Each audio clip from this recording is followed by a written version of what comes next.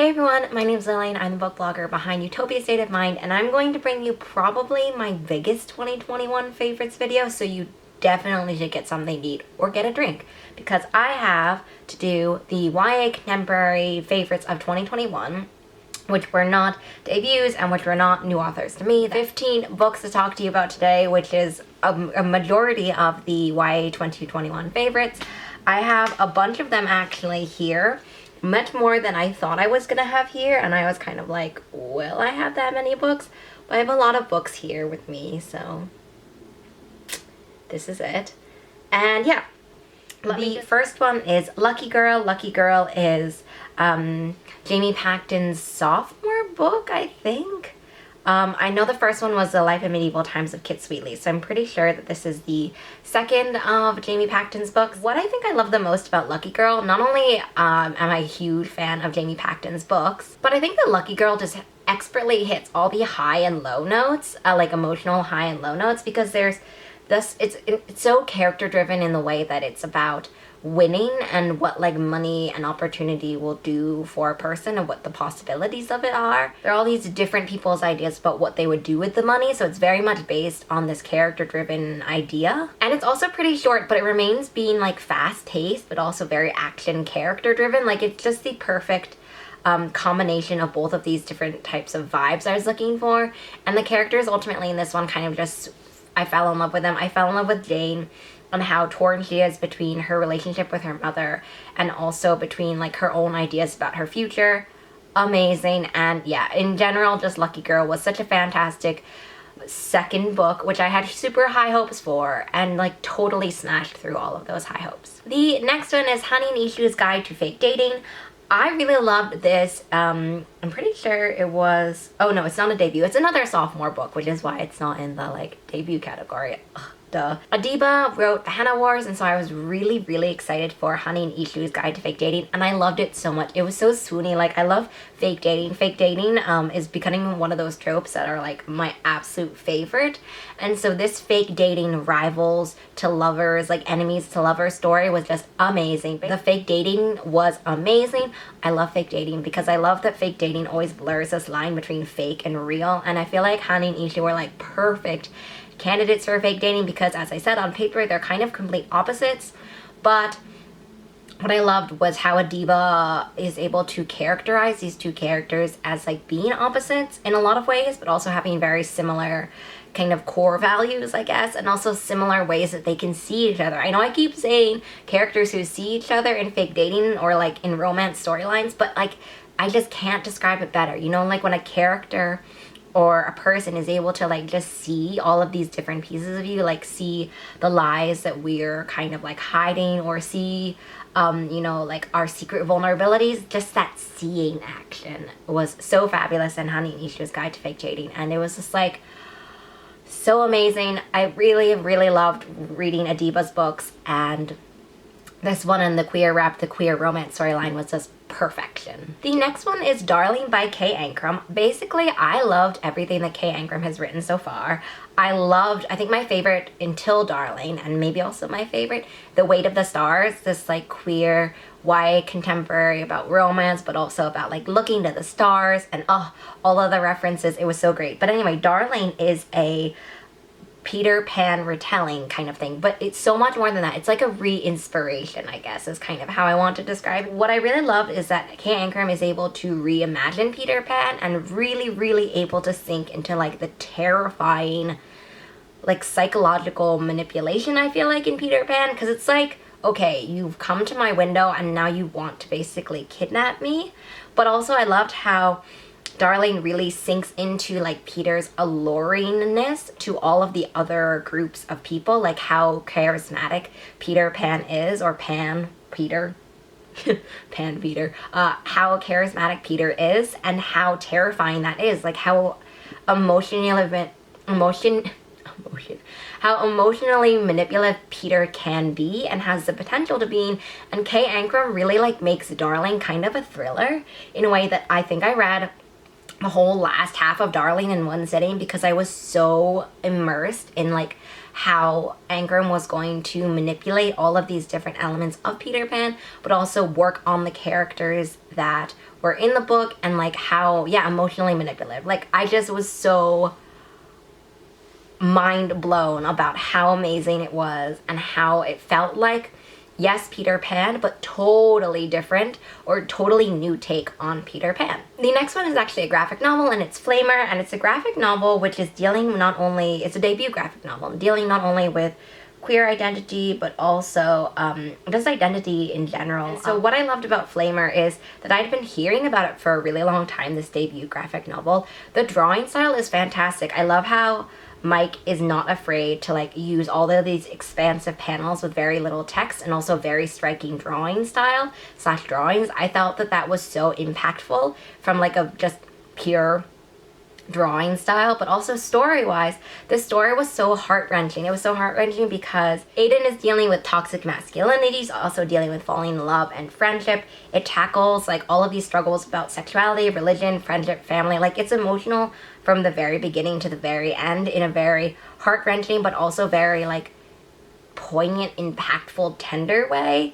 And as I said, the drawing style is just fantastic. Like, if you're really interested in what I'm saying about the drawing style, but also this idea about Aiden's tackling like all of these different things in the summer camp kind of microcosm, it was really interesting to see, and also, as I said, just like really emotional to see kind of play out. The next one is It All Comes Back to You by Farah Nazrishi. I really loved I Hope You Get This Message. So this was a book where I was like, yes, I'm so excited for this. And I think what I loved about It All Comes Back Down, or It All Comes Back to You, were the characters. They were so amazing. And also Kieran is such an empathetic, relatable character. Like, my heart wept for how Kieran is like desperately trying to keep her dad and her sister close after the death of her mom. And also this passages about her grief and the loss and the death of her mom like actually made me cry. This book was just so emotional because Kieran is like really struggling to deal with that on that end and still processing her grief, and her family still processing her grief. And on the other hand, Kieran is definitely still like wrangling with the ex-boyfriend ghosting kind of abandonment things. Like, that's super hard for her. And so Kieran as a main character was just a character that I immediately loved and felt so much for, and which is why I loved it. Also the characters, and I Hope You Get This Message, which was Farah's debut, were also so brilliantly written. Like, the character skill is just fantastic, and I loved that one so much. The next one is Our Way Back to Always, which is also set in Port Coral, which is the setting of Nina Moreno's debut, which was Don't Date Rosa Santos. I mean, obviously I really loved the book, and I really loved Lou. Like, all of these characters, I felt like in Don't Date Rosa Santos, Nina Moreno really kind of excels at characters. Characters are like always gonna get me. Like, a great twist, a great action finale will definitely get me, but like characters, they are the bread and butter to my soul. In Our Way Back to Always, the characters were my #1 reason for loving it. I'm just looking at my review and also the synopsis, so that's why I'm always looking at my phone. But as I said in my review, the strength of Our Way Back to Always are the characters. It's about the way that Lou is like super determined, and she has a tendency to like jump first and like run first without walking / asking questions.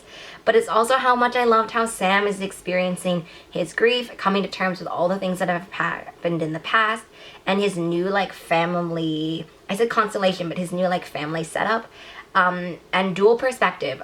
That was one of the reasons why I loved Our Way Back to Always, because it is dual perspective, and so we're really able to see the ways that Lou has like these perceptions of Sam, but we know that they're not true, and vice versa, and how we can see certain actions from both of their perspectives. I thought that the dual perspective move was like a brilliant way to establish these conceptions and misconceptions in love and friendship, like all of these different things. The dual perspective choice was amazing, and I think that's definitely one of the reasons why I loved Our Way Back to Always. The next one is Love Boat Reunion, which is the sequel to Love Boat Taipei.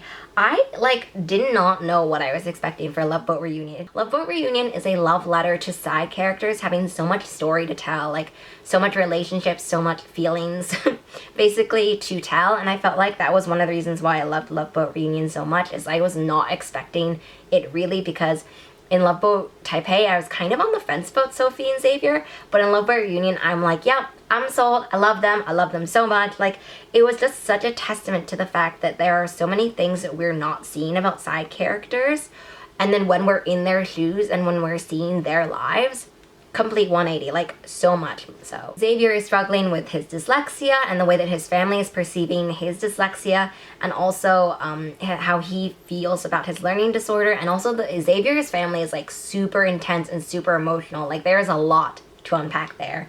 And at the same time, Sophie is going through these ideas about perception as well, which is, I think, why their relationship and their friendship work really well. She's dealing with being like a woman in STEM and having to deal with, as I said before, her professor feeling like her project was too feminine. And so I feel like Love Boat Reunion is all about perception and invention. It's about reinvention and re-perception and self-perception as well. Like, it was just a book that surprised the heck out of me, and I loved it so much. So now we are going to talk about this giant stack of books I have in front of me. I was like, oh yeah, I'm doing really well. And then I was like, wow, lots of books to chat about. The first one is How We Fall Apart by Katie Zhao. I really loved all the books that Katie has written, but what I think my favorite element of How We Fall Apart was that Katie is able to like ground this intensely mysterious thriller also in feelings about family and feelings of the stigma of mental health and success in the Asian community. Like, it was so fabulous. Katie wrote a guest post about it, I will link that below, about unpacking this toxic stigma of academic achievement and mental health in an Asian community.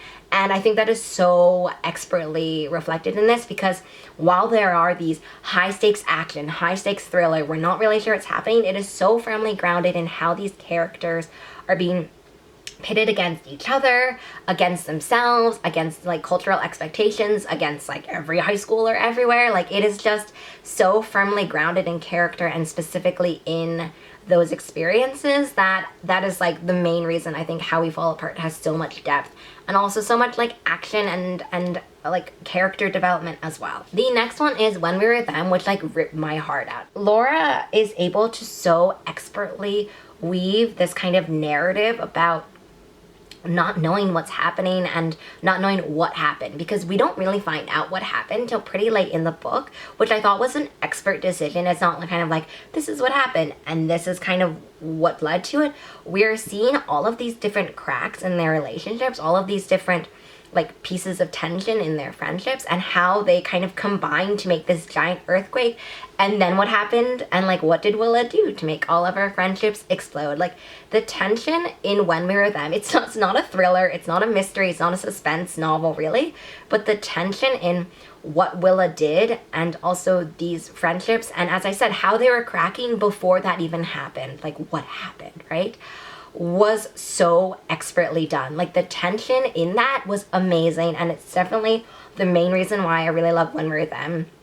The characters in these were super great, and they were also developed really well. Specifically Willa, like, her character development is amazing. It is amazing in how empathetic and endearing it is, while also being like, what is happening? Can't tell you.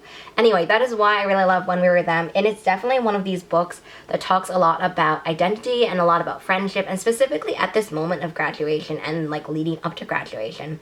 It so expertly talks about these themes about a person separate from their friendship and what happens when these kinds of things bleed together, and when you're like, who am I without my friends, right? That is a serious question that should be discovered and explored, and this book does that. The next one is We Can't Keep Meeting Like This, Rachel Lynn Solomon, auto by author. Of course, I read We Can't Keep Meeting Like This, and of course I loved it. Rachel Lynn Solomon is an expert at character dynamics, and I think also Rachel Lynn Solomon is an expert at like taking apart all of these nuances in a relationship and why they don't work and why they do work. Like, I think that this was so fabulous in the romance storyline. It was certainly one of the main reasons why I love this book, because as I said, Rachel Lynn Solomon is so good at like unpacking all of these tensions and the banter and the love between two people and when that doesn't work. But also what I loved as well is Quinn's main character storyline. Quinn is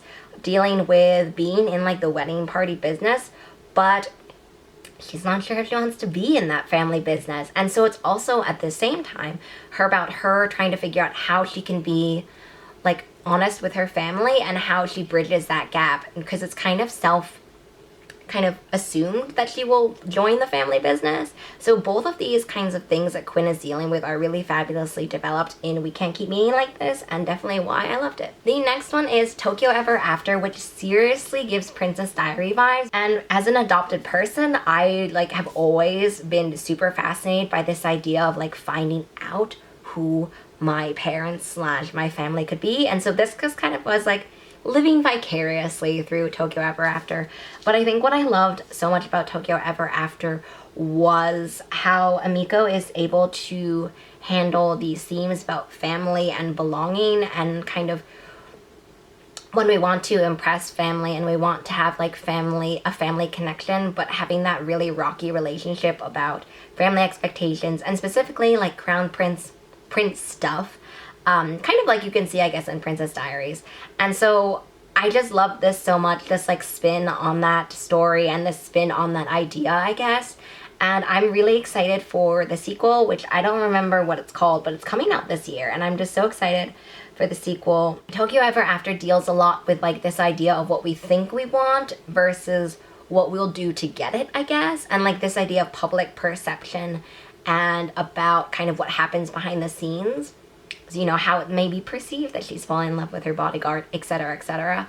And so I think that Tokyo After was a really great book in the way that it delves into this idea of family and this idea of perception with this new family and this idea of what we will do for a sense of family or what we will do for our dream. The next one is When We Were Infinite. When We Were Infinite was like heart-wrenching in the absolute best way, but heart-wrenching emotionally. So I think what I really loved about When We Were Infinite is the friendship dynamics, and specifically Beth's main character, because I feel like there's this idea that for friendship we want to do everything we can to help the people we love, but also I think as a teen we have this idea like, oh, if I was only able to do this, right? If I give myself all fully to another person, whether it be through friendship or even through love, you know, I have to be able to do everything because that's how I show love. And I think in friendship, and I think also in relationships with other people, if you yourself are drowning, you can't save someone who's also drowning. Like, it's just, you can't do that, right? And so I thought that When We Were Infinite really tackles this idea, because Beth is also going through a lot of her own struggles, right? And it really tackles this idea about personal relationship and personal responsibility to other people when you're also struggling, and how you can want to keep doing and doing and doing for the people you love. And sometimes it's just not enough because it can't be enough, right? This was so emotionally heart-wrenching in that aspect, but it is ultimately why I love this book so much, because I feel like it's not talked enough about.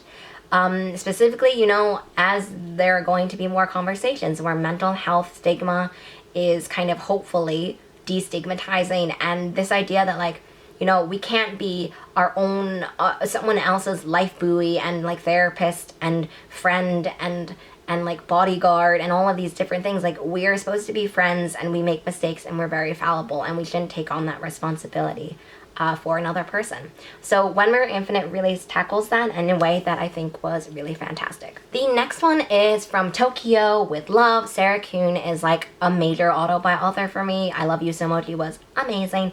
And I think From a Little Tokyo with Love also deals with origins, and it also deals with not knowing who your mother is. And what I love the most about From Little Tokyo with Love is that the main character, I loved how Rika has so much anger and so much rage, and it's very much seen as like a negative quality, specifically in her family, but in her community, and also like in general, sexism, goodness sexism.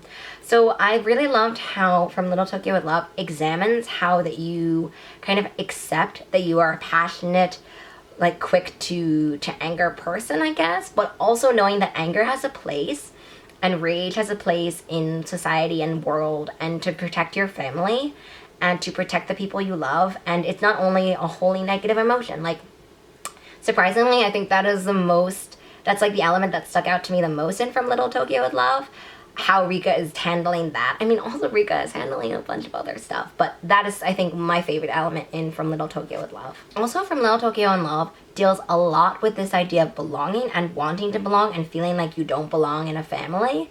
And so like, as a transracial adoptee, that one hit deep. So like, ultimately, all in all, I just really, really love this book, and it's another like 5-star win from Sarah Kuhn. The next one is The Mirror Season by Anna Marie McLemore, auto by author again. This one, you please read the trigger warnings before you read this one, but this one was also like gutting emotionally, but in a like such a fierce, loving, tender, but also raw way. It is so raw, and it is so like heart-wrenching in the assault that happens to them at the party, but I think also there are such like emotional highs as well in The Mirror Season, in both of these main characters like getting to know each other and seeing like all of these vulnerabilities and seeing the anger and rage and guilt and fear and like shame all wrapped into one. It was just a book that like hollowed out my heart with like a melon baller, in the way that it like, how do you describe a book that emotionally was so devastating but like so amazingly good? That's basically all of this book, because it's a lot about dealing with like what happened to us and the trauma and the pain, and also dealing with the transparency and honesty of that as well, and the guilt and the shame, like all of these different things wrapped up into one in The Mirror Season. And it just like, if you read the trigger warnings and you think that like those are okay and you're in this a good mental health space for it, please read this book, because it is so poignant, it is so emotional, and it is like a book that I recommend to everyone who is in a good headspace to read it, because of how gripping the characters are and their journeys to kind of the truth, and their journeys to like their visions of themselves, I guess. And finally, the last one. This video has been really long. I'm very, very sorry, but it is Yolk by Mary H.K. Choi. Love this edition. If you love sister books, you have to read Yolk. Like, it is so fabulous. I love this edition so much.